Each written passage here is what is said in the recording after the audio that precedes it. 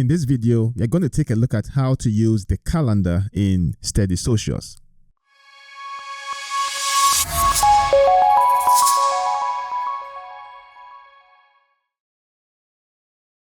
So the first thing you want to do is make sure you're signed in. So you're going to click on sign in. And once you're logged in, it's going to bring you to the dashboard. And as a reminder, just for a quick overview, the dashboard is where you have a snapshot of all the activities that you are engaged in. Here, you're going to have to your right the to-do list. And then at the bottom right, you also have the task. And these tasks are connected to the to-do list. And if you want to delve deeper into how you add items to the to-dos, just go check the earlier videos in the series. And to the left, what you see is your assignments. So if you want to see how you put in your assignments, also check the video specifically for the assignments. But what it is as you add the task, it shows up here. And as you complete it, it tracks it here as well. So you've done 2 out of 3 of the tasks. That means you are 67% through. Now at the bottom left, you have the study goals as well. So everything tracks nicely. But what we want to focus on in this video is actually on how to use the calendar. So to do that, you need to navigate to the calendar. So go to calendar, click on it. And it's going to pull up the calendar interface. It defaults to the weekly view,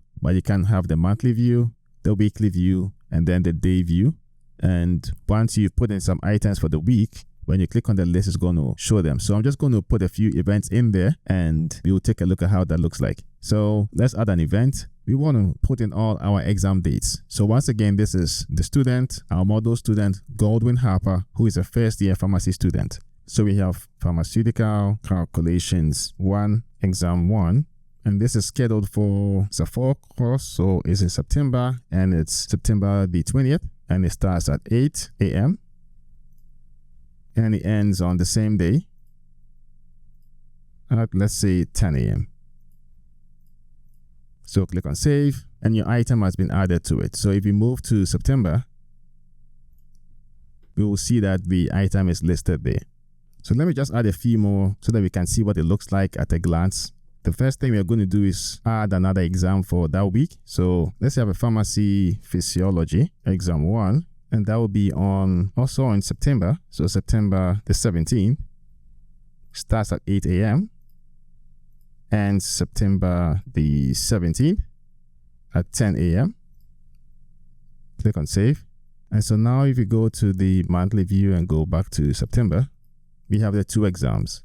So in the weekly view, if we go to that week, we see that we have 2 items on there which are already on our list. So if you click on it again, you can edit it or delete it and so on and so forth. So that's one way to look at it. Now in the list view, if you go to September of that week, you have it displayed in a fairly elegant way. So you can see very quickly what your main tasks are for that week.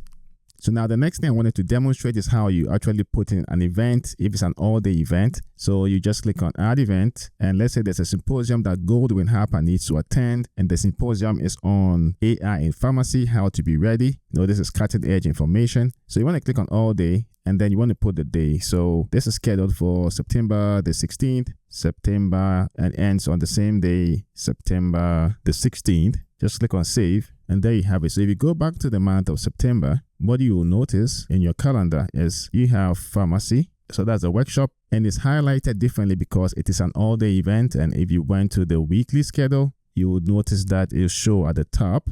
So there you have it. So it will show all day, and you have it right here.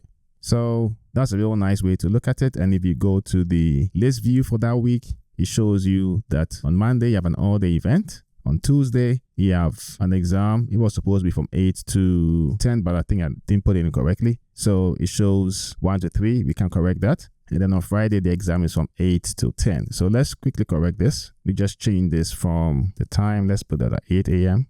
And then this would be 10 a.m. Click on save. And now we can go back to that week.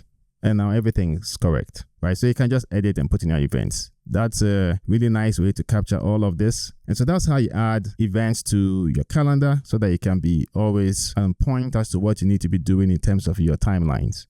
So now the first time you do sign up for an account on StudySocius, it's going to default to the free trial, and it puts you by default into the basic plan. And in the basic plan, this is all that you see for your dashboard. You do have the to-dos, study goals, assignments, and calendar.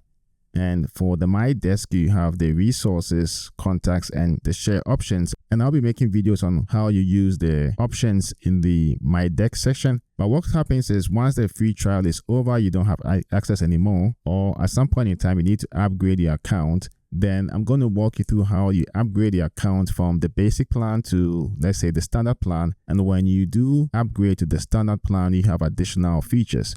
So in the next video, we'll look at how you do upgrade your plan from the basic plan to the standard plan. And in the standard plan, you have the option of an AI tutor, and then you do have the option of unlimited notes and flashcards. And also you have the option of utilizing spreadsheets in the platform.